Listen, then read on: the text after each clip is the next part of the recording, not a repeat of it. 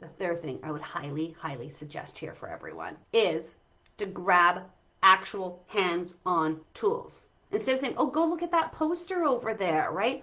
Or remember what we said about breathing? No, they don't. They don't remember. They don't want to walk across the classroom or walk across the day home living room to grab whatever tool you're trying to point out to them. Because when children are dysregulated, they need us to show them how to become regulated. Not tell them, but to show them.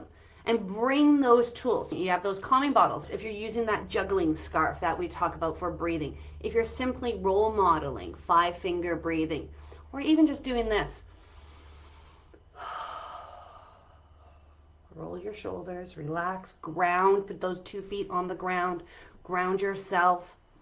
And then we want to show them. We want to go through this process with them. They are mighty learners, right? They are capable of doing this if we are there for them. So bring those tools. You know what? If they're dysregulated and they're pulling here, give them something to pull on. Play tug of war with them. They want to pull, let's play tug of war with them. They want to hit, give them a special pillow to hit or a special ball to hit. We want to let them know it's okay sometimes when we aren't feeling good and when we're angry.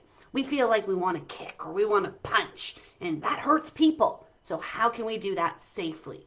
It's being responsive to their needs and letting them know and showing them that they are able to get through these moments. And it's not going to happen right away because this is a skill. Yes, regulation is a skill that takes time. We can't expect those little ones to all of a sudden be regulated because we did it 5 times with them. It's going to take time. When children flip their lid, remember, connect before we direct. We got to be on their level with them. We're going to walk them through this process and these big emotions. We're going to make sure we bring that calm to their chaos. We don't want to add to it and then wonder why everything's not working. Got to do a lot of self-reflection here, everyone. And then third, bring those hands-on responsive tools with you. If you're using a visual tool or an aid for helping the children process through regulation, guess what? Bring it with you. Bring that calming kit, or what I like to say, the happy kit. Do that breathing with them. We're going to be hand in hand with them as they go through this.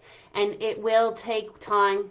But I'm telling you, everyone, it's an amazing, amazing result we get. And just to see the children grow and identify themselves as, hey, I can do this. This is what it's all about. Please, please remember, don't flip your own lids when the children flip their lids. I know sometimes easier said than done, but we can do it because we are amazing. We are awesome.